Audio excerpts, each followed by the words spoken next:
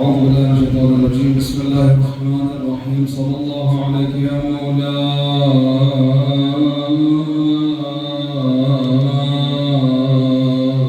يا رسول الله. صلى الله عليك يا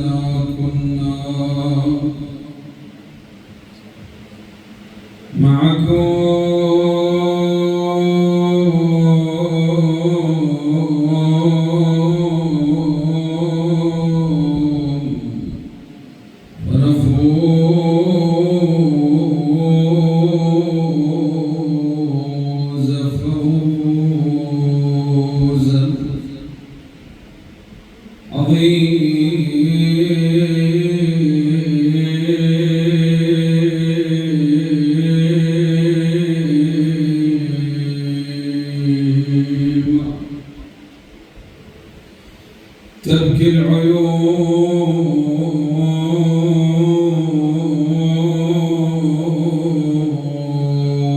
بدمع المتوردين،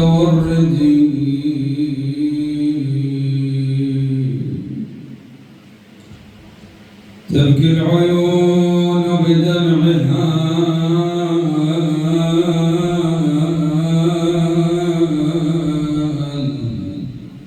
متوردين،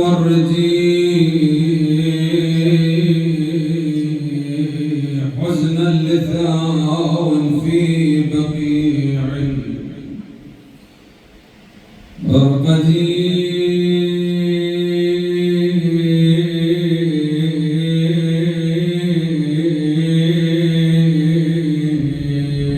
تبكي العيون دما لفقد مبرزين،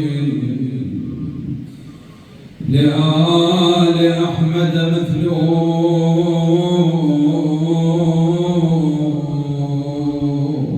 لم يفقد. أي النواظر لا يفيض دموعها حزنا لفقد جعفر بن محمد،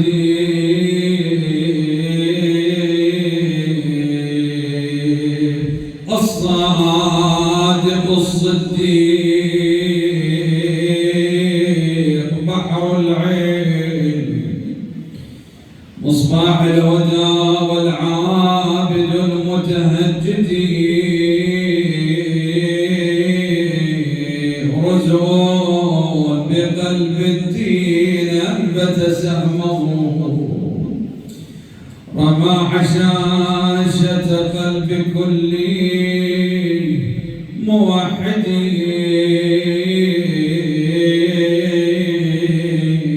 أمست بالمدينة تلوع كل الدور،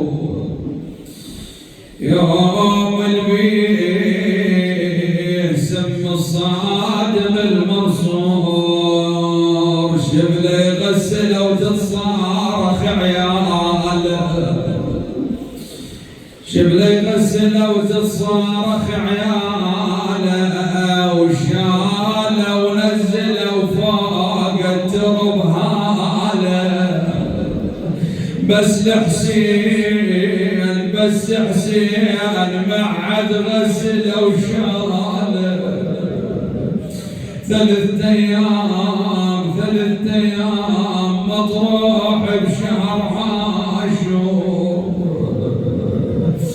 جعفر الصادق وقلب سم الغدور وقلب كل شي عليه اصباح جمار لا تشيع بكل هبه وقدر وشقوا الجسم الامام افضل قبر بس ابو السجاد ظل بلا ستور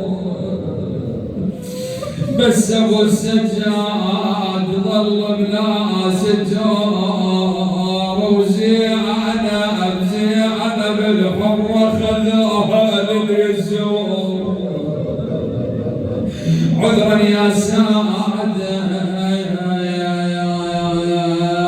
لكن زينب لما دنت من الخير وهم ينادون احرقوا خيام الظالمين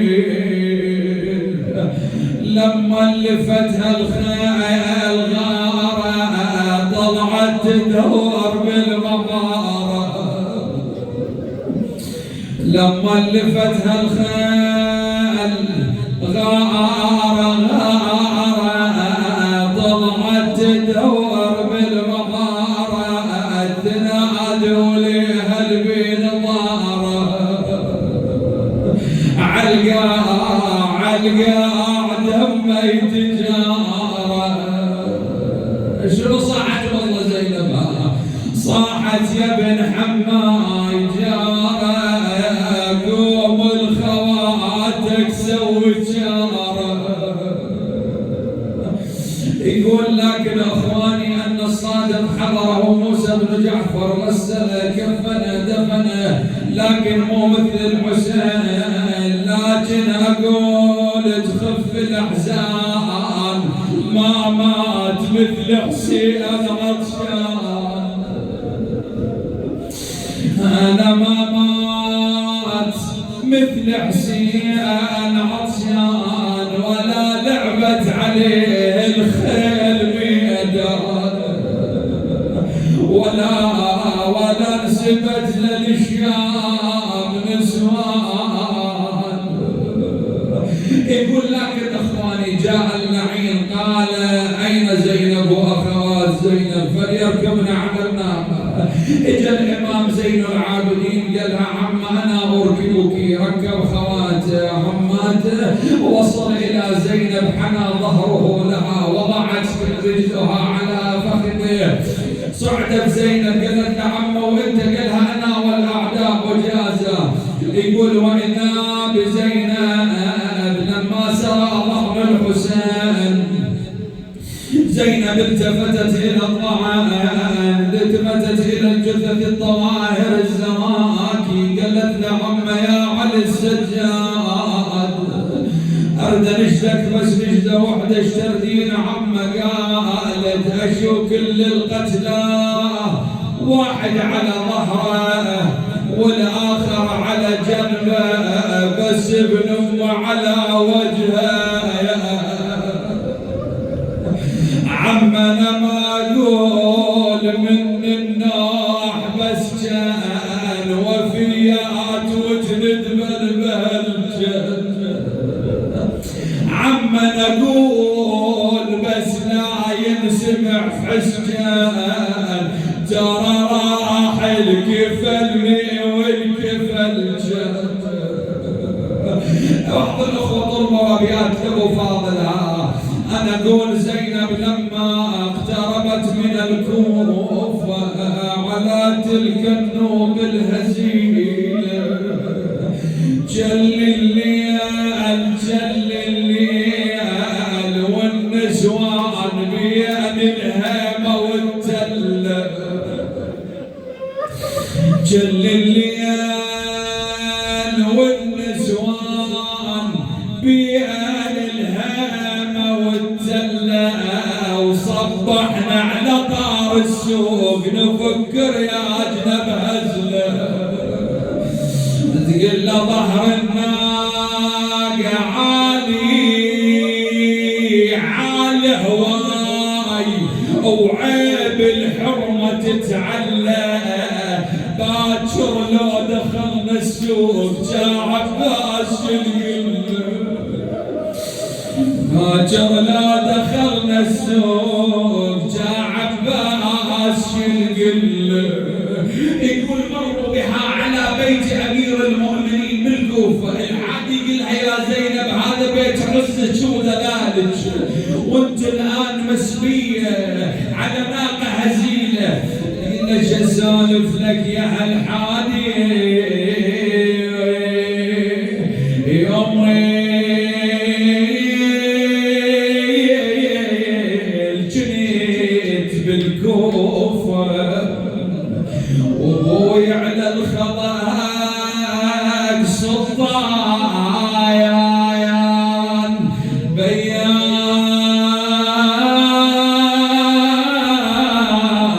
المعروفه ومن يجبل علينا العيد تحب الواد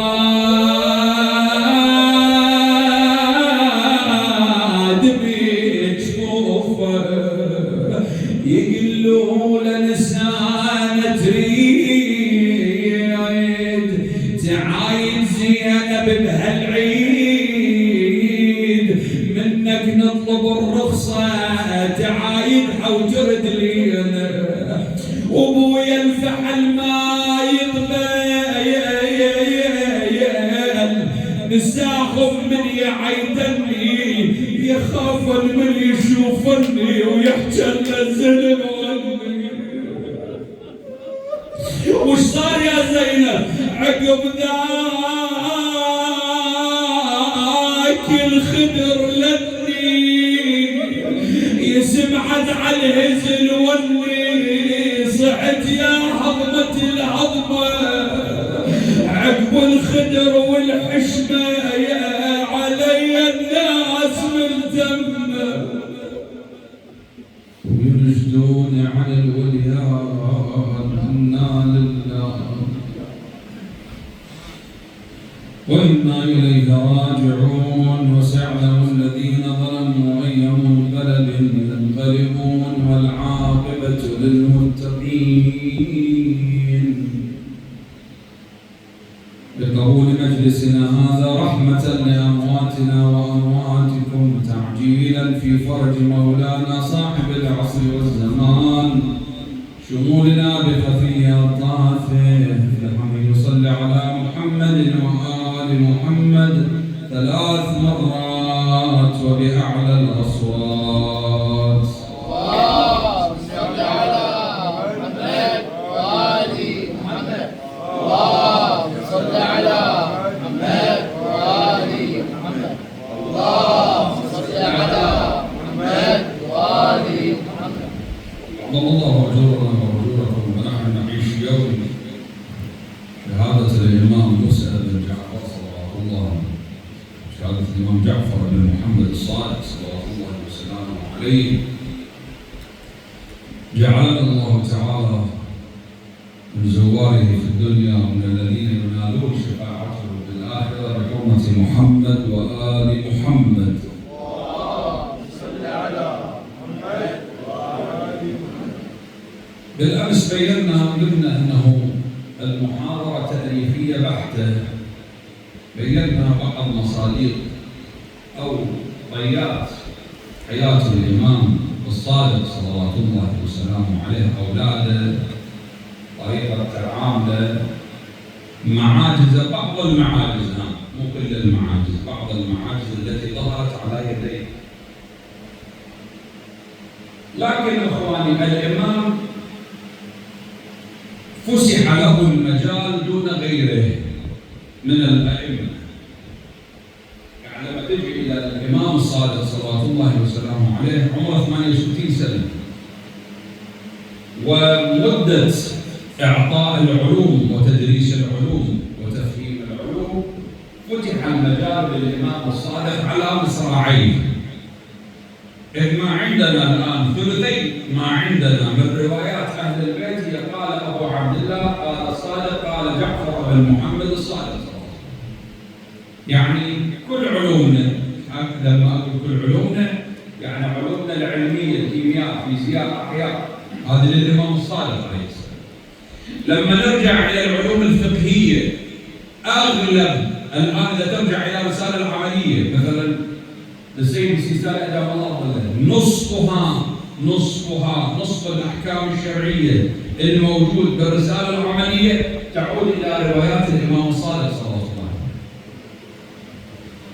لما نأتي إلى الكتب الأخلاقية الإمام رواياته موجودة، الكتب العقائدية رواياته موجودة. إذن فالإمام صلوات الله وسلامه عليه فتح له المجال بإعطاء العلوم. طبعا أكو جواب متعارف عندنا، نقول أنه الجواب المتعارف عندنا لماذا فسح المجال للإمام الصادق صلوات الله عليه دونا عن باقي الأئمة؟ دائما أكو جواب متعارف، يقول والله لأنه الحكومة الأموية بنهايتها والحكومة العباسية بدايتها، فبالتالي شنو صار وهن عند الحكومة الأموية ووهن عند الحكومة العباسية، فخلوا الإمام شنو على راحته إلى أنه اشتد عود الحكومة العباسية، بعدين شنو صار؟ قتلوا الإمام الصادق صلى الله عليه وسلم. لا طبعا أكو رأي محترم لأحد العلماء، أسألك إلى الجواب المتعارف وإن كان مقبول في الأوساط الحوزوية مقبول، لكن أكو أحد أساتذتنا علماءنا يقولوا لا الرأي يعني ينقل بالنسبة في عروقة النجف، هذا الرأي ينقل، رأي عجيب، رأي ينقل ورأي محترم أيضا. أخواني الدولة اللي تعتبر عادة تكون لينة وشديدة، دولة كانت منتهية مثل الآن أخواني كطعام الملة، الآن المعركة الدائرة بين الحق والباطل، بين شيعة أمير المؤمنين وبين اليهود. اليوم المعركة معركة علي ومرحب، معركة دائرة، معركة علي أمير المؤمنين ومرحب الملقب بمن أو التابع لليهود. اليوم معركة بين الحق والباطل. اليوم المعركة بين الحق والباطل، إسرائيل لعنة الله عليها وعلى أذنابها وعلى من أحبها. إسرائيل اليوم إذا شافت نفسها أنها احتضرت، يعني بدت تنحدر نحو الزوال، ترى لا تخلي بالك أنها ما تستخدم النووي. إذا شافت روحها أنه وصلت إلى مرحلة الزوال تلجأ إلى آخر سلاح، لا هو سلاح عادة أخواني. ولذلك الذبيحة تشوف أول ما تذبح شنو يسمى النوم، أول ما تذبح سلم النوم، لكن لما تنفض أنفاس الأخيرة شنو؟ تبدي تتحرك حركة غير شنو؟ غير إرادية، حركة عنفوانية، حركة صعبة. زين. لذلك الحكومة الأموية بأواخر حياتها ما كانت حكومة سهلة أصلاً، والحكومة العباسية جاية تثبت نفسها، فبالتالي هم شنو؟ هم حكومة مو سهلة. ولذلك أصعب فترة يقول العلماء، أصعب فترة مر بها إمام من الأئمة هي فترة الإمام الصادق صلى الله عليه وسلم. ورغم ذلك أخواني فسح له المجال أنه شنو؟ أنه الإمام يعطي علوم أهل البيت صلى الله عليه وسلم. هسه واحد يقول زين شنو سبب انتقال المدرسة الجعفرية الصادقية من المدينة إلى الكوفة؟ إخواني أكو عدة أسباب. السبب الأول انتقال المدرسة الصادقية، لأن يقول مو مدرسة، أصلا هي ما تسمى جامعة جعفر ابن محمد الصادق العلمية. ايش كانوا يسمونها؟ الجامعة. شنو جامعة؟ وليس مو جامعة للعلوم، جامعة علما للعلوم بأجمعها، جامعة للعلوم، يعني مو بس علوم دينية ولا بس علوم أخلاقية ولا بس علوم فقهية ولا بس علوم عقائدية، لا حتى علوم شنو؟ علوم علمية، كيمياء، فيزياء. يعني مثلا اكو واحد كان اسمه هنري فيلسوف الفارس، هذا الفيلسوف يقول يعني في يوم من الايام كتب في مجله من المجلات ان مخترع فرنسي اخترع ماده تحول المعدن الى ذهب. وفوق صار الحديد معدن حول الماء، مو تطليه مو تصلها، لا شنو تحوله تحول اخواني وين تتلاعب؟ تتلاعب بالجزيئات، لان اخواني اليوم عندك انت كل ماده مكونه من جزيئات، والجزيئات مكونه من ذرات، والذرات مكونه من جزيئات ادق منها واعمق منها تسمى بالذره اللي هي النواه وحولها الالكترونات، وهذا شأن الكيمياء. زين، هذا العالم اكتشف هاي الماده، طبعا لما اكتشف هاي الماده يقعدوا له يقول له تعال انت شلون اكتشفت هذه الماده؟ ربما واحد مخترعها مو تعال فن من اكتشفتها؟ قال لهم اكتشفتها من عالم عند المسلمين يسمى جعفر بن محمد الصادق.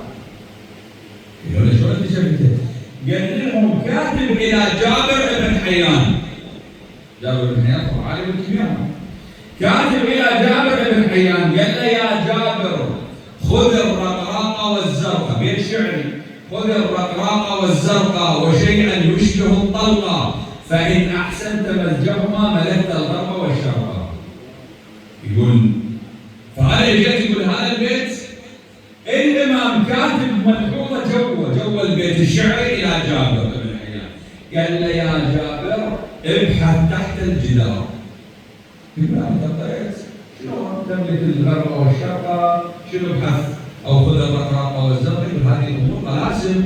يقول قلت انا شنو؟ قلت انا اذا ارجع وين ارجع؟ هذول هم باعتبارهم ائمه المسلمين، لو جعفر بن محمد الصادق يمثل امام المسلمين، وين الرجعه؟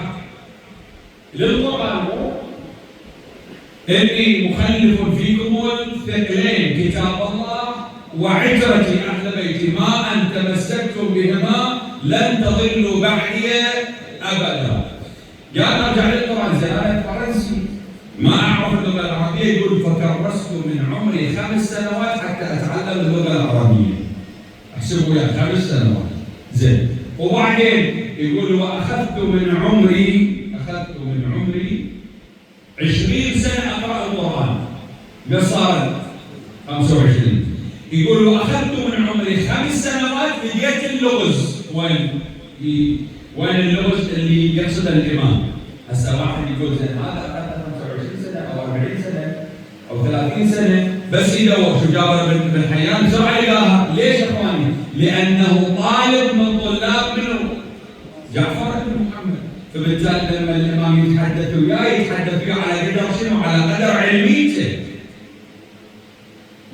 شنو لقيت؟ قال لهم لقيت الامام لما قال له ابحث تحت الجدار، يقول من قلبت القران من اول ايه الى اخر ايه ماكو مفرده تسمى بمفرده الجدار الا ايه واحده. يا ايه اخواني لما الخضر اجى وصاحبه موسى وقال له انك لن تستطيع معي صبرا، لما جاء ولما لقى الغلامين دول اليتيمين يحفرون ايش سوى اخواني؟ اقام الجدار.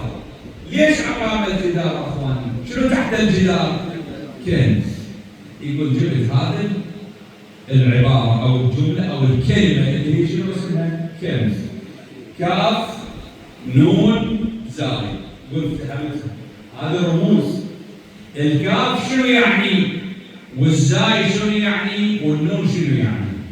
يقول رجعت البيت الشعري اللي قال الامام صلوات الله وسلامه عليه لجابر خذ الرقراق. يقول دور شنو الشيء الرقراق بالكيمياء؟ شيء رقراق وهذا الشيء يبدا بحرف الكاف. يقول بعدين اكتشفت انا على خطا. شنو الخطا؟ يقول المفروض ما ابدي من الكاف، منين ابدي؟ من الزاي.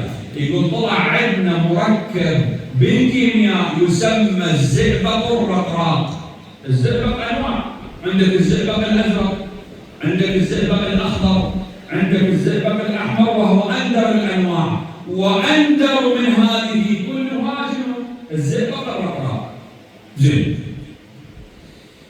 هذا عرفت الزئبق الرقراق. والزرقاء شنو؟ يقول لقيت مركب لون ازرق يبدا بحرف النون. يا لون؟ يقول النشاده الطياره. هذا مركب اسمه النشاده الطياره، هذا مركب هم يبدا بالنون وهم لونه شنو؟ هم لونه ازرق. زين، بعد شو قعدنا؟ بس الكاف. يقول لقيت خذ الرقراق والزرقاء وشيئا يشبه الطلقه. الطلقة يعني شو؟ يعني يدل على الانطلاق، الانطلاق يدل على الانفجار. اخواني هسه انت لما تمشي، ترى اخواني هسه الان مشيت واحد من يمشي، ايش تتوقع؟ اكو احتكاك لو ما؟ بينك ما بين الارض، مو انت جسمك، لا بينك ما بين الارض، اكو احتكاك لو ما؟ هو انت شلون مشيت؟ انت مشيت لان رجلك احتكت بالارض فدفعتك الى من؟ الى الامام. لو ترجع الى بطون الجزيئات اللي تحركت عليها، اكو جزيئات اصلا، اكو بعض الحصيات تفجرت لثقل وزنك، بعض الحصيات الناعمه تفجرت لثقل وزنك. فالانطلاق دليل عيما على الانفجار. زين، خذ الرقراقه والزرقاء وشيئا يشبه الطلقه، يعني اكو انفجار، اكو شيء يحدث انفجار. ما هو الشيء الذي يحدث انفجار؟ وبحرف الكاف قال كبريت. كبريت يحدث انفجار ولا ما يحدث؟ يحدث انفجار. يقول اخذتهم. زين، وبعدين هسه اكتشفت المركبات، وبعدين يقول المزج مالتهم اخذ من عمر 20 سنه. قصارا 30 و20 50 سنه.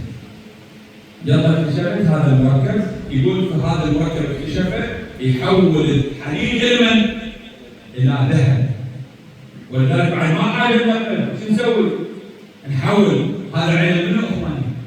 هذا علم جعفر بن محمد الصادق. زين، لماذا نقل الامام جامعته العلميه من المدينه الى الكوفه؟ شنو السبب؟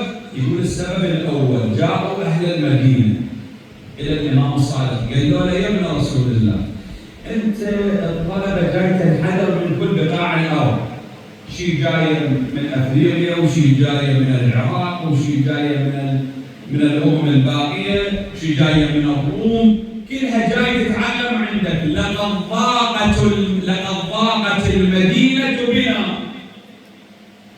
حتى الاكل هم صار شنو؟ صار غالي. ليش؟ لان القوافل اخواني هي قوافل مال الابل، شنو اللي يتحملها؟ هسه احنا قوافل تجينا وهم شنو؟ بس باخره تتعطل علينا، او بس حدود تنزل علينا يوم واحد كيلو طماطم ايش يصير؟ يصير بثلاثه و2 ونص ولا لا؟ زين، فقال له هي قوافل مال الابل. زين، اذا هاي الناس كلها راح تسكن بالمدينه، ضاقت المدينه علينا. يقول فقرر الامام ان ينقل الجامعه من المدينه الى العراق. هسه ايش معنى العراق؟ النبي الاكرم صلوات الله وسلامه، اعرف انت وين عايش، اعرف انت في اي بقعه تسكن. لا تقارن روحك، والله احنا لو امريكا، والله احنا لو خليج، لا احنا لما تعرف حب الاوطان اخواني من الايمان. الانسان ما يؤمن اذا ما يحب وطنه. وطننا عزيز، لكن وطننا كباقي الاوطان لا، بل وطننا اساس الاوطان. هسه ليش؟ ايش معنى؟ يقول جاءوا للنبي قالوا له يا رسول الله، احنا سمعناك تحذر من اواخر الدنيا، اذا نفذ خير الحجاز وين نروح؟ اليمن مكان. قال لهم اذهبوا الى اليمن. اليمن بها خير، روحوا لليمن. اذا نفذ خير اليمن وين نروح؟ قال لهم اذهبوا الى الشام. الشام عروش العرب، روحوا له. قالوا له اذا نفذ خير الشام وين نروح؟ قال لهم اذهبوا الى العراق. قالوا له اذا نفذ خير العراق وين نروح؟ قال لهم ان خير العراق شنو؟ لا ينفذ. هاي طبيعه العراق من الازل. فلذلك لما نقل الامام جامعته ما لقى مثل المدينه يقولوا له ضاقت المدينه باهلها، لا، لقى ابو صدور شنو؟ رحبه تجتذب الدين. لذلك احد الرواه يقول دخلت الى الكوفه و900 شيخ. 900 اخواني، يعني اخوان شايفين الحلقات الدراسيه بالحوزه العلميه، حوزات الان بوسائل التواصل الاجتماعي، او رايحين النجف داخلين الجامع الهندي، او داخلين جامع الخضراء، او داخلين بعض المساجد والمدارس مثل مدرسه الملاقي، مدرسه الجواهري، مدرسه العلويه، مدرسه نجم الائمه، هذه المدارس الحوزويه. اذا داخلين تلقون مثلا شيخ قاعد مثلا منتج عن الحائط وقدامه شنو؟ حلقه. هذه الحلقات الدراسيه. شو يقول هذا الراوي؟ يقول وجدت 900 حلقه دراسيه. هذول الاساتذه شو يقولون؟ هذول الاساتذه كلهم يقولون حدثني جعفر بن محمد الصادق.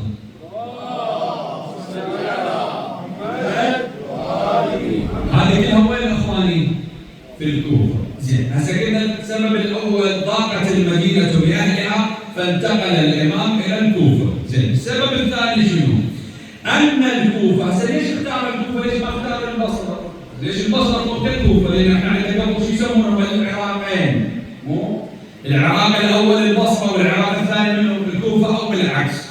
زين، ليش ما اختار البصرة؟ يقول لأن أول بقعة برواية أهل البيت يقول أول بقعة شهدت للنبي وشهدت بالوحدانية لله وبالنبوة لمحمد وبالولاية لعلي هي أرض الكوفة. اللهم صل على محمد وآل محمد. فلذلك اختارها شنو؟ اختارها الإمام الصادق حتى ينشر علومه. لما ترجع للغة العربية، مثلا نحن نتحدث شنو؟ العربية الفصحى، مو؟ لما ترجع للغة العربية حتى بالحجاز لما يدرس اللغة العربية شو يقول؟ وقال الكوفيون، مو؟ وقال البصريون، يعني اللغة العربية عبارة عن كوفيون وبصريون، البصريون كلهم شنو؟ لا هم العرب. زين، فاختارها الإمام. زين، أساس العلم هذا. بعد لما ترجع إلى السبب الآخر، يا سبب إخواني أن البقعة بقعة الكوفة بقعة المباركة. مثلا أقدم مسجد إخواني، لا مسجد، أقدم مسجد. هسه واحد يقول مسجد النبي، لا، أقدم من مسجد النبي. الكعبة أقدم من الكعبة. لربما نقول الكعبة قديمة لأن إذا ناظر أنت إلى الكعبة فتقول الكعبة لا، بناها آدم، لكن الكعبة قبل آدم موجودة. قبل آدم شنو؟ موجودة ككعبة، كبناء الكعبة موجود. آدم لما إجا ما بناه، إنما شنو؟ كإبراهيم رفع القواعد موجودة لكن رفعها. هسه خلي الكعبة كمسجد، من أقدم مسجد؟ إخواني ترى أقدم مسجد في الدنيا مسجد السهل. واحد يقول شلون مسجد السهل؟ مسجد السهل مسجد جديد. إخواني مسجد السهل كان يسمى بمسجد إدريس. مسجد السهل كان يسمى بمسجد منو؟ إدريس. إدريس النبي بتسلسل الأنبياء ويا نبي جاي. آدم من بعد آدم شنو؟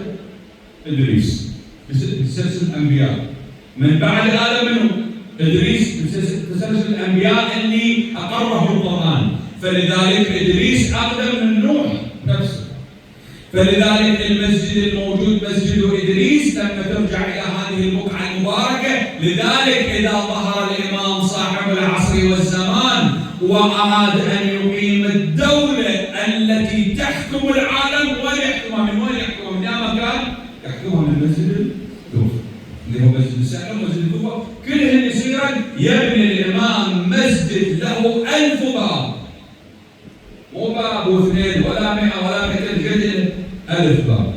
زين، هذه الأسباب الإمام نقل جامعته من المدينة إلى الكوفة. زين، شنو درس الجامعة؟ درس الفقه، درس الأخلاق، درس بعض العلوم، الكيمياء، الفيزياء، ومن ضمنها درس وربى أو شيعة أهل البيت، رباهم.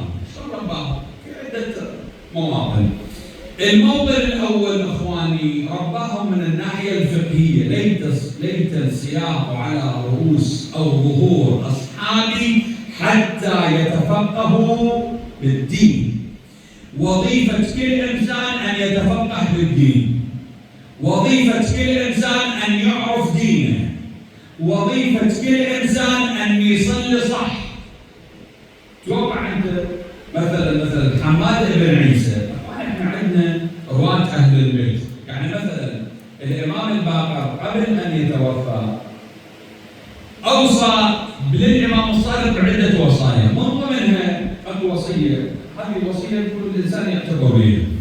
الوصية واحدة من الوصايا يقول أوصى، قال يا أبا موسى أو يا أبا عبد الله اعلم أوصيك خيرا بأصحابي. أنا جهزت لك خوش أصحاب، لكن أوصيك بهم خيرا. من أخواني مثلا زرار، مثلا أبو بصير، مثلا حماد بن عيسى، هذول كلهم شنو؟ هذول كلهم أصحاب من أصحاب الباقر، وانتقلوا إلى أصحاب إلى الإمام الصادق صلوات الله وسلامه عليه. لكن هسه نقطة اعتراضية لا تآخرنا عليها، ولكن لها فائدة لي ولك. لكن قبل أن أتناول هذه النقطة صلوا على محمد وآل محمد. واحد من عندكم يسأل، هسه ما أعرف يعني اللي بقلبه هذا السؤال، ليش قول الإمام الباقر يصير أبو الإمام الصادق؟ ليش الإمام الباقر اللي هو أبو الإمام الصادق هو المعلم للإمام الصادق؟ ليش الإمام الصادق نشر علومه والإمام الباقر ما نشر علومه؟ شو السبب؟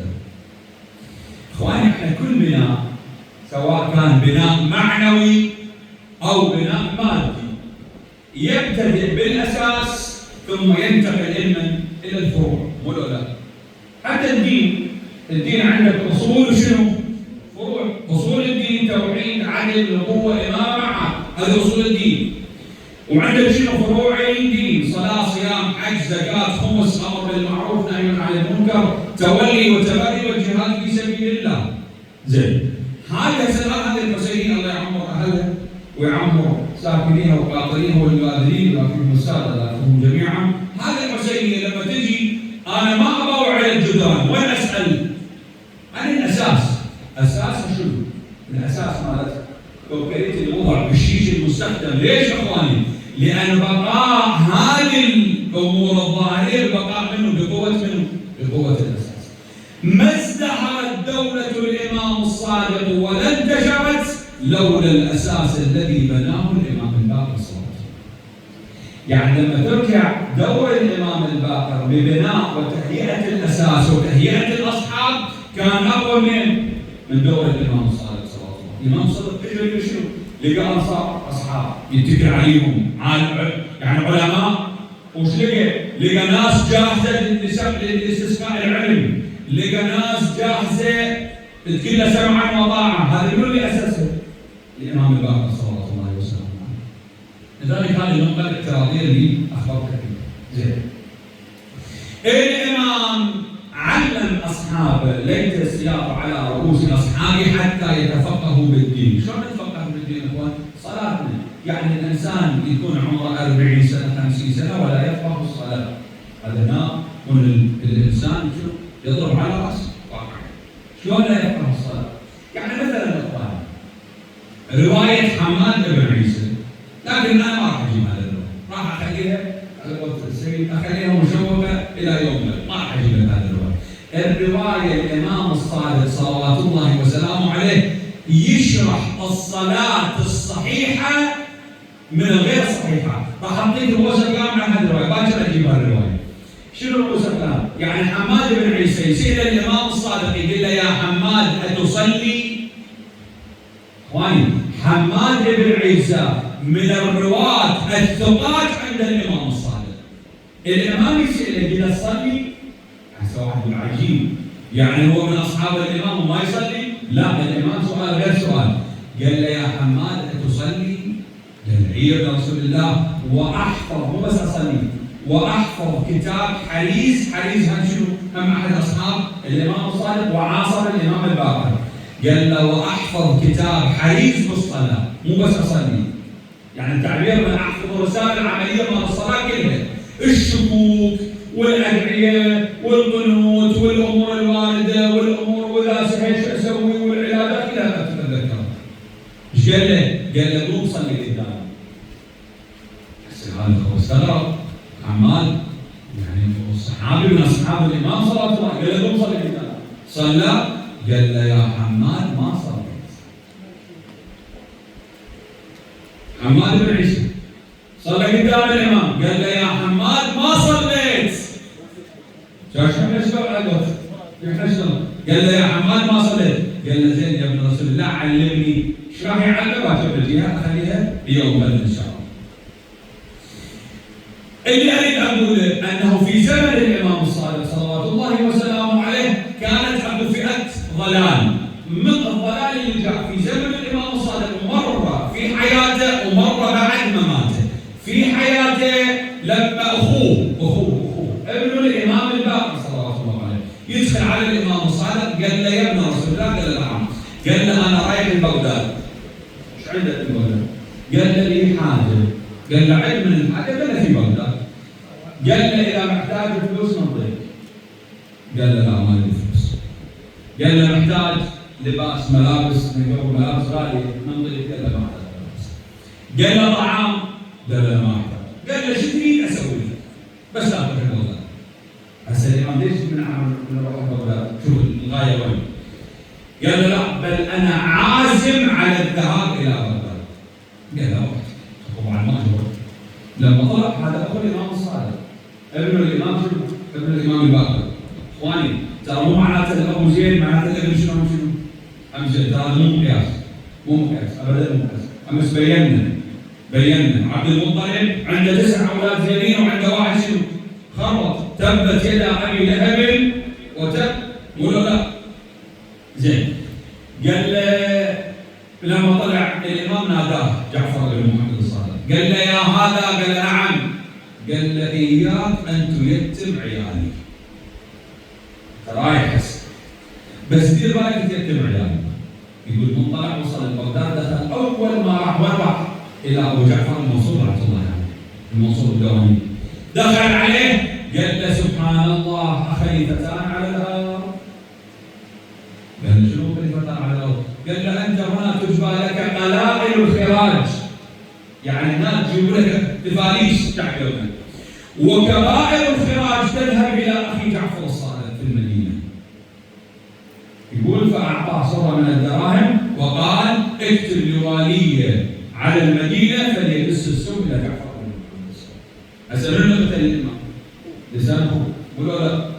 زين. هذا واحدة من الضلالات، أنه إخوان واحد يقول زين عجيب احنا في هذه الدنيا نعاصر او نعاشر الامام صاحب الزمان. الامام يقول انتم تروني انا اعاصركم، انا وياكم ابيع واشتري وياكم، ولولا اخواني ترى افرض انت مثلا رجال الخضار تبيع خضره، مو؟ اجاك واحد قال لك ابني خضره ب1000، انت شريت سواقه وزينه وخليتها، مو ولا لا؟ افرض انت حصه وضيعنا وهذا الامام قدامك، هو الامام اشترى معك. افرض انا اليوم كخطيب منبر، افرض ان احط فرضيه الامام جابني قال لي تعال اقرا، ايش راح اقول على المنبر؟ كبر مقتا، اقول انظر كلام وما انا كلام ما اطبق على روحي. كبر مقتا عند الله ان تقولوا ما لا تفعلون. لان انا انظر على المنبر والامام قاعد، والامام يدري انا الكلام اللي قلته ما اطبق على نفسي. هذه مصيبه ولا مو مصيبه؟ مصيبة إذا كنت تعلم فهذه مصيبة، وإذا عفوا إذا كنت لا تعلم فهذه مصيبة، وإذا كنت تعلم فالمصيبة جنون أعظم. فلذلك أخوان الواحد يقول زين شلون ما نعرف الإمام؟ معقولة نشوف الإمام وما نعرفه؟ إي نعم. شيخ بهجت يجاوب يقول إي نعم، إن الشمر جثى على صدر إمام زمانه واحتز رأسه ولم يعرف. منو الإمام الشمر أخواني؟ حسين. حسين الإمام الشمر، اي نعم، اللي هو الإمام الشرعي، الإمام الإلهي، ومنه الحسين إمام كل الناس الموجودين بما فيهم الشمر. الشمر إجابة الإمام تاخذها كيف؟ زين. هذا نوع من أنواع الضلال، أنه شنو؟ هذا الشخص راح اللي هو أخو الإمام راح شنو؟ عجل بمقتل أو بقتل الإمام صلى الله عليه وسلم. زين. القرآن أنا وعدتكم ليلة أمس، القرآن تناول بعض مصادر الضلال، لكن هو ضلال ولكن القرآن يستخدمه استخدام آخر. شلون يعني؟ مثلا الضلال بمعنى الجهل. أكو إنسان ضال بس هو شنو؟ القرآن يقول عنه ضال بس هو شنو؟ جاهل. يعني هذا الجاهل ضال أو مو ضال؟ هسه واحد مثلا أنا جاهل بالطريق، يعني ضال عن الطريق. أنا جاهل بالمعلومة، يعني ضال عن المعلومة، يعني ما أعرف المعلومة. القرآن هم يبين. بسم الله الرحمن الرحيم. لقد من الله على المؤمنين إذ بعث فيهم رسولا من أنفسهم يتلو عليهم آياته ويزكيهم ويعلمهم الكتاب والحكمة وإن كانوا من قبل لفي ضلال. يعني قبل كانوا جاهلين والآن شنو صاروا؟ علماء. بمن؟ بالنبي الأكرم صلوات الله وسلامه عليه. السيدة الزهراء وقفت أمام الناس قالت لقد استنقذكم الله ومن الله عليكم إذ نجاكم بأبي محمد. صل على محمد وآل محمد. الجهل ظلام والعلم شنو؟ نور. فلذلك الضلال شنو جاينا؟ بمعنى الجهل. زين، الضلال بمعنى الكفر بالله تعالى. اكو مرات ضال بس شنو؟ ضلال شو يسوي؟ يكفر هذا الانسان كافر بالله تعالى، شو نسميه؟ هم نسميه ضال. زين، شنو هذا الضال؟ بسم الله الرحمن الرحيم. وإذ قال إبراهيم لأبيه آزر. آزر أبو إبراهيم لولا تقولون مو هو بل إنه عمه، يعني لابد أن يكون أبو النبي معصوم بالعصمة الصغرى. هذه ملازمة عقائدية. لا يولد النبي من صلب كافر ولا من رحم كافر. ماذا نقرأ في زيارة أهل البيت؟ لا زلتم في أصلاب طاهرة تنقلون إلى أرحام مطهرات. أسألك بالله، إذا آزر أبو إبراهيم وكافر صار صلب طاهر ولا ما صار؟ الكافر نجس ولا مو نجس؟ إذا الكافر نجس يعني كل شيء فيه هم شنو؟ هم نجس. الصلب هم عشان يصير نجس. إذا آزر أقول له أبيه بمعنى رباه، الأبوة بمعنى الكبر. زين. أتتخذ أصناما آلهة إني أراك وقومك في ضلال مبين. يعني أراك وقومك من شنو؟ من الكافرين. وهذا سؤال أسأله، شنو فرق الكافر عن المشرك؟ ننتج ما علينا، كافر ومشرك، شنو الفرق الكافر عن المشرك؟ الكافر يعني لا يعتقد بوجود الله، يعني يقول الله شنو؟ ما موجود، هذا شو نسميه؟ كافر. المشرك شنو؟ هسه مثل قريش ترى اغلبهم 90% منهم مو كفار، شنو هم؟ مشركين، ليش مشركين؟ لانهم ما يقولون الله موجود، يقولون لا الله موجود ونعتقد بوجود الله تعالى، ولكن احنا شو نخليه؟ انداد، ولا تجعلوا لله اندادا، يعني الله موجود وياهم الهه، منو الهه؟ لات وعزى، هذول شنو؟ كالله، كانهم الله.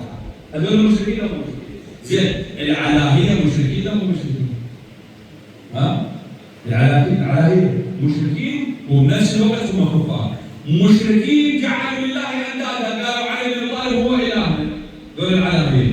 وبنفس الوقت قالوا لا مو بس علي بن طالب الهنا، لا علي بن طالب هو نفسه الله. ولذلك شو قال الامام امير المؤمنين القنبر؟ لما رايت الامر امرا منكرا اججت ناري ودعوت قنبرا. امير المؤمنين مو قتلهم، حرقهم، شعل نار وجاب دول العلاهيه وخلاهم في وسط النار. هسه اللي هسه الان عندنا جماعه كامله اللي يسمونهم شنو؟ يسمونهم قربان، مو؟ دول اللي يتطرقون يعطون واحد الفلوس ويعطونه طبعا للاسف يعني مو بس الفلوس، حتى مخدرات. لان هذا مستحيل يذبح نفسه الا شنو؟ الا موضع شنو؟ وضعه مو تمام. زين. هذا ضلال بمعنى الكفر. بعد ضلال بمعنى الفاحشه. وقال نسوة في المدينة امرأة العزيز تراود فتاها عن نفسه قد شغفها حبا إنا لنراها في ضلال مبين، يعني إنا لنراها في فاحشة، اللي جاي يسوي عيب. زين، هذا الثالث. الرابع الضلال بمعنى التفرقة. إذ قال يوسف لأخوته الآية الثانية. إذ قالوا ليوسف وأخوه أحب إلى أبينا منا ونحن عصبة إن أبانا لفي ضلال مبين. يعني لفي ضلال مبين يعني كافر؟ لا مو كافر. جاهل؟ لا مو جاهل. فاحشة؟ لا مو فاحشة. بس شنو يفرق؟ هو يحب يوسف وأخوه، وإحنا شنو؟ وإحنا ما نحبه. إحنا كاعتقاد إيش نراه يفرق لو يجمع؟ لا يفرق. يعني عادل أو مو عادل؟ هم ينظرون الى ابيهم انهم عادل، لكنهم شنو عادل او مو عادل؟ يحكوا عادل. بعد الايه الاخيره ما اتناول المصادر كلها. الضلال بمعنى الانحراف التام. قال الذين يستحبون الحياه الدنيا على الاخره ويصدون عن سبيل الله ويبغونها عوجا اولئك في ضلال شو تحب دائما تكون في ضلال. مثلا اخواني اسالك بالله، الان الناس كذا تحب المعاملين؟ والله اكو جماعه انا اعرف اشخاص معينين يعني في البصره، يعني لما كان مجلس عام بلا تشبيه، يعني المجلس هذا الطاهر يختلف، يعني ذاك المجلس كان عام ديوان من الدوامين، وانا دخلت، اول ما دخلت قالوا ها شيخ يبغضون. بس ليش؟ شو السبب؟ ليش جاي يبغضني انا؟ هو جاي يبغضني انا بشخص ما يعرفني، بس يبغض الدين. اكو ناس يكفرون زين، فما بالك الذي يبغض الرسول، يبغض الامام الصادق صلى الله عليه وسلم. اخواني 7 مرات الحجاج يوقف الامام قدامه، 7 مرات يوقف الامام قدامه. لا، بعض الروايات يقول لا، 7 مرات يدس السم للامام والامام ينجو منه، الا انه في المره الاخيره قد دس السم الى الامام الصادق صلى الله عليه. عاده اخواني هذول الطغاة اللي يستخدمون السم، مو اي سم يستخدمونه، مو كل سم، لا. هسه مثلا سم الامام الحسن اللي يسمونه سم الهلاهل، سم الهلاهل شنو عن اوصافه؟ يقول بعض الروايات التاريخيه، يقول لو وضع منه قطره واحده من السم الذي جمعوه للامام الحسن، لو وضع منه قطره في بحيره صغيره لمات جميع كائن حي في تلك البحيره. افرض قطره واحده من هذا السم يموت شنو؟ جميع كائن حي في تلك البحيره. زين اخواني، احنا نسمع الامام الحسن لما جرحوه السم يقول تقيأ كبده شنو يعني؟ ترى مو هاي القطعه الحمراء اللي احنا نسميها كبد، لا مو هاي. الكبد في اللغه العربيه يعني جميع احشاء الانسان. اكو حراره في كبدي، يعني حراره ما ادري بالكلى بالرئه وين موجوده في بطني، البطن كلها عباره عن ماذا تسمى في اللغه العربيه؟ كبد. لما يقول تقيأ كبده يعني تقيأ جميع ما في محتواه، يعني لا رئه ظلت ولا كبد ظل ولا بنكرياس ظل ولا كلى ظلت ولا حتى القلب بالاخير تقطع وافرز لما لفظه الامام مات سلام. سم الامام الباقر يقول سقي من سرج الجواد. اخواني شنو السم هذا؟ ينتقل من سرج الجواد الى الملابس، من الملابس للجلد، من الجلد لداخل الجسم، يموت الامام مسموما. شنو السم هذا؟ اذا السم اعتيادي، يقول وسموا الامام الصادق بسم غير اعتيادي. شنو من سم اخواني؟ يقولون جعلوه يتقلب يمينا شمالا من حراره السم.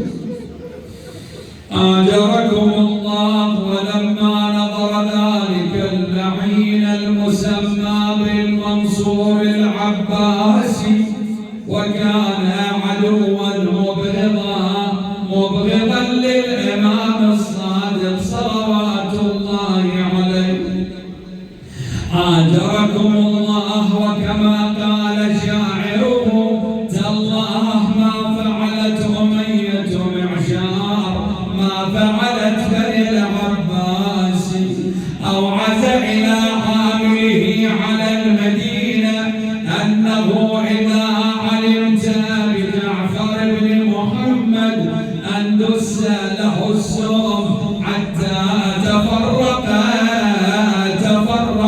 لغيره. آجركم الله. ولما دس السم إلى الإمام وقيل في عنب، لما تجرع السم جعل يمينا وشمالا يتقلب ساعة ثم يقوم أخرى ويقعد بعدما سلام الله عليه. آجركم الله. وإذا بالإمام وهو في وسط أولاده إذ عرق جبينه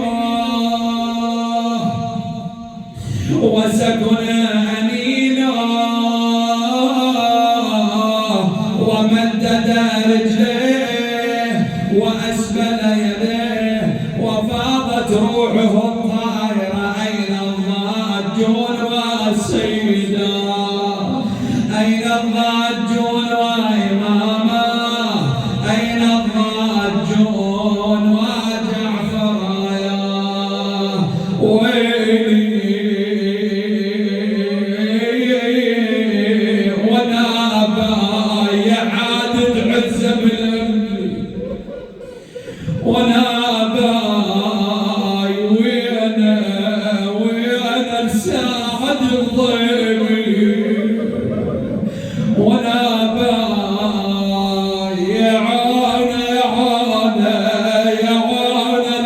وانا ابو يمه وانا ابوي سكن وسط اللحد وابعد عليه. قام الامام موسى بن جعفر غسله كفنه وضعه على سرير، شيعوه ذلك التشييع المهين، حفروا له في الارض البقيع، وضعوا الامام اهالوا التراب عليه. اقول الامام شيع تشييع مهين، واقول الامام قد دفن في قبر مهين بين اعمامه، لكن اقول ما حال الحسين الذي بقي 3 أيام على أرض كربلاء ولولا مجيء الإمام زين العابدين. رجع الإمام 3 يوم، شاف بني أسد يدفنون الجثث الطاهر الزواكي، خافوا من عند عبالهم من جيش عبيد الله بن زياد. قال لا تخافون انا ابن حسين جيت وجعتي، قصدي ادفن والدي وادفن عمامي واخوتي، قوموا حفر قبور عني الولد راحل قوتي. وقام يا ويلي وكثار منا توجعه، فروا قبر حسين عنا وقام محني الظهر، قام كل ما رفع جانب 2 انحدار. قال يا بني اسد ما عندكم باري شو نسوي بيها يا ابن رسول الله؟ قالهم اتجمع اجزاء والدي ما اقدر ادفن قطعه واحده. مرحومه العبره يقول جابوا الباريه، ظل يلقب اجزاء من الارض يجعل يضعها في الباريه. يقول انزله الى ذلك اللحد، يقول اراد دفنه واذا بصوت خفيف من نحر الحسين ولا علي والسدر ضيعي على صدري. يقول دورت لقيت جثه مع طفل عمره 6 شهور مقطوع الراس، قلت هذا اكيد هو هذا جسد اخوي عبد الله الرضيع. يقول خليته على جسد والدي، يقول دفنته. يقول قلت خلي اروح ارجع الى الكوفه واذا بني اسد ذكر العباس مرتين قضاء للحوادث. يقول بني اسد يجوني قالوا لي يا زين العابدين اكو جثه بطل همام عند العلمي. يقول رحت لقيت جثة عم العباس، بس لقيتها الوضع غريب. شنو الوضع يا ابن رسول الله؟ قال لقيتها لا يدين ولا رجلين ولا رأس.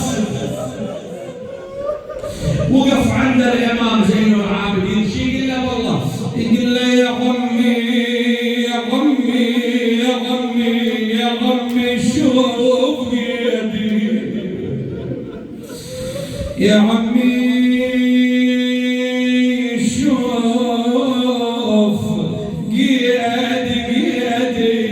والسلسلة الورمت ايدي، انا يشوفني الباقر وليدي علي وقلبي تولم. دفن العباس رجع الى الكوفة، لقيت عمته زينب عمه وين كنت بيا مكايان؟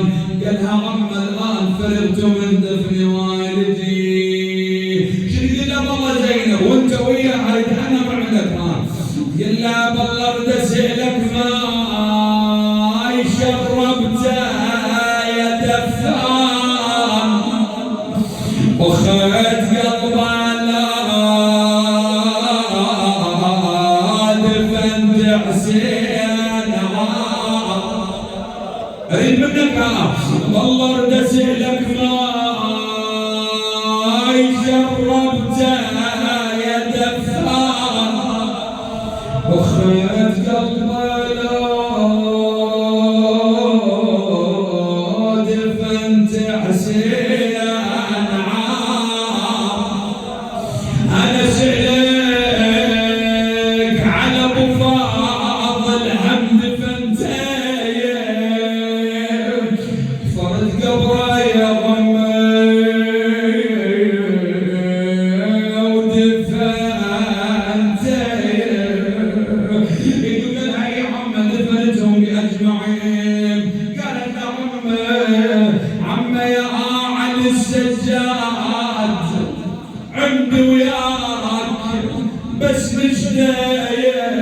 يا عم عادة الميت يصير على الترب خده،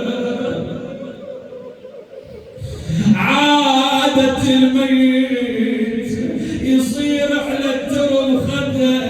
يا عم شلون تفدبوك حسين وهو راس ما عنده، يقول عبدال خد حسين صار على الترب نحره، ورضيع المنقطع من الراس والسدس على صدره. يقول الرباب سمعت الرضيع المنقطع من الراس والسدس على صدره، يقول قالت له يما يا علي السداد ارسلك على وليدي، شو الاخبار وليدي؟ يقول قال لها يماه ترى انا اللي خليت على صدر ابوي الحسين، بس يما راح اعلم قلبك ترى ما لقيت يمه شيء، لقيته بس جسد من دون راس. يقول ضجا بالبكاء والنحيب، وحده تصيح يا يمه ووحده تصيح اماه. يقول الى ان وحده من النساء صاحت لا لا يمه على بختك، لا لا لا يمه على بختك، تخلي امك تنوح وتبكي اختك. انا ردتك ترد وحشه الغياب، ردتك وتمشي لا لا لا لا من تتجناز بي. انا لله وانا اليه راجعون. الهنا سيدنا مولانا نسالك محبه خلق بيدك محمد وآل محمد، شافي مرضانا اقضى حوائجنا، يسر امورنا، عجل في فرج امام زماننا. اخوان الحاضرين احفظهم فردا فردا، من كان بهم مريض وعنده مريض نسأل الصحه والعافيه، من كان بهم طالب حاجه اللهم اعطه حاجته، من كان بهم طالب للذريه اللهم اعطه ذريه صالحه. اللهم انصر الاسلام والمسلمين، اللهم انصر شيعة أمير المؤمنين على اليهود والمنافقين إله الحق آمين يا رب العالمين. اللهم إنا نسألك وندعوك باسمك العظيم الأعظم يا عز وجل الأكرم يا الله أن تشافي مولانا، أن ترحم من فقدناه. اي والله جميع من فقدناه، لا سيما الأخوة والولد من فقده والعم وبعض رحمة الله عليه.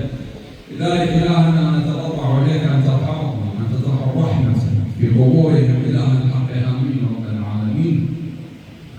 إلى أرواح المؤمنين والمؤمنات العلماء والسادات، أرواح أموات الحاضرين السامعين المؤسسين، سيما المؤسسين السادة الكرام، اللهم ارحم أمواتهم وارحم في أعمالهم ورزقهم إله الحق آمين رب العالمين. إلى جميع من ذكرنا ومن لم يذكرهم ذاكر ولم يزلهم زائر من أمواتنا وشيعة أمير المؤمنين، بلغ اللهم الجميع ثواب